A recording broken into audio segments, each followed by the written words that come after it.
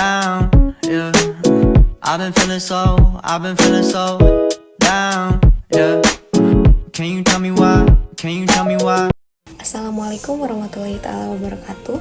Perkenalkan, nama saya Novi Fitriani. Di sini saya akan mempresentasikan 5 soal fisika yang diberikan oleh Ibu Evi Nurlaila.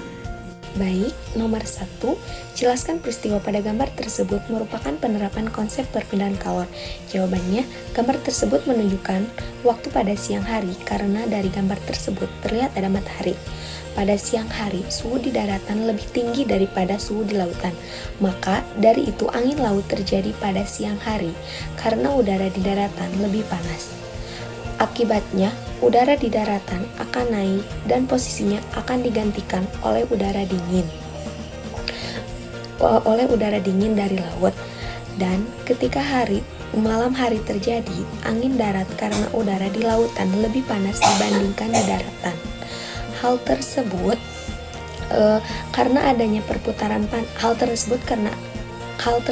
terjadi karena adanya perputaran panas sehingga dapat menggerakkan angin.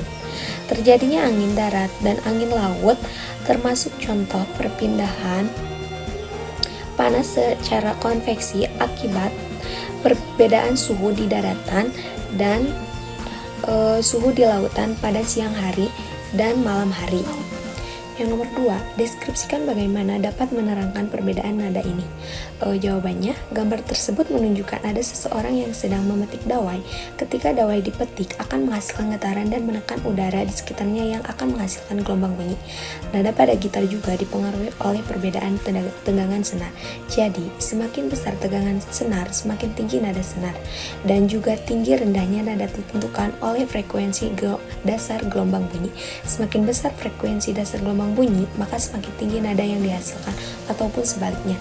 Dan saat senar dipetik, maka akan terjadi getaran. Nah, getaran yang ada pada senar tersebut disebut resonansi. Jadi, resonansi itulah yang menjadi penyebab bunyi semakin lebih kuat. Baik, kita lanjut ke nomor yang 3, yaitu analisis secara singkat terjadinya gelombang tsunami sehingga menghasilkan energi yang sangat besar. Gambar tersebut menunjukkan terjadinya tsunami terjadi ketika pergerakan tiba-tiba di dasar laut yang mengganggu keseimbangan air di atasnya. Ini bisa terjadi akibat gempa bumi di bawah laut, letusan gunung berapi, atau longsor laut. Ketika pergerakan ini terjadi, energi potensial yang besar yang tersimpan dalam bentuk deformasi lempeng tektonik dilepaskan secara tiba-tiba.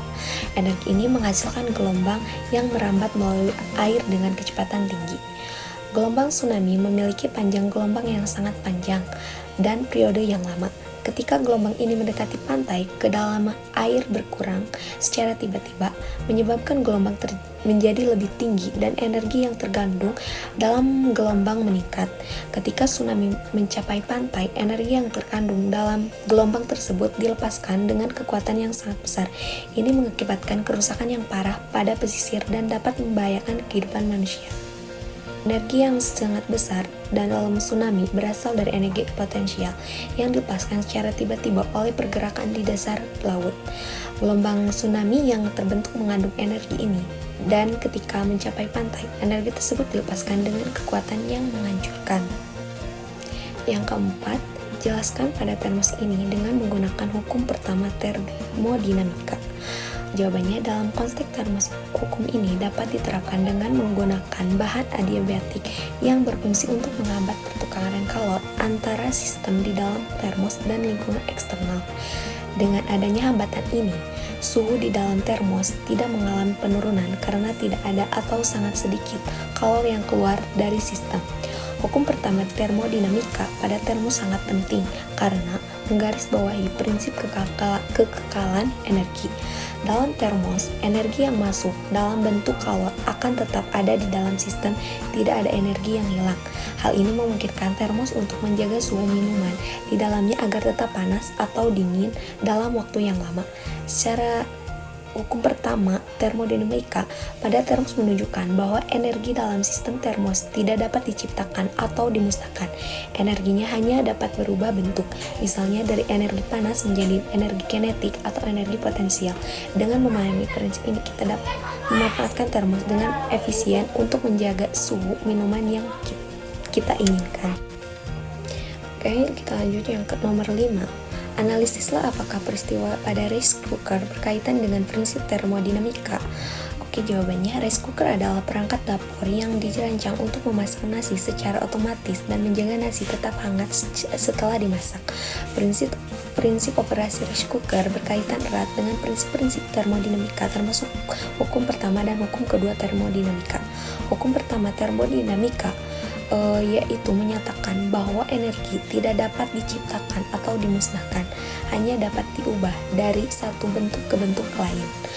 Sedangkan hukum kedua termodinamika menyatakan bahwa panas berpindah dari daerah dengan suhu lebih tinggi ke daerah dengan suhu lebih rendah, dan setiap proses thermal melibatkan peningkatan entropi total sistem dan lingkungannya. Jadi operasi rice cooker sangat berkaitan dengan prinsip-prinsip termodinamika. Hukum pertama termodinamika menjelaskan konversi energi listrik menjadi energi panas untuk memasak nasi, sementara hukum kedua termodinamika menjelaskan perpindahan panas dan meningkatkan entropi selama proses memasak. Oke, baik, terima kasih dari saya. Mohon maaf bila ada kesalahan atau kekurangan. Wassalamualaikum warahmatullahi wabarakatuh.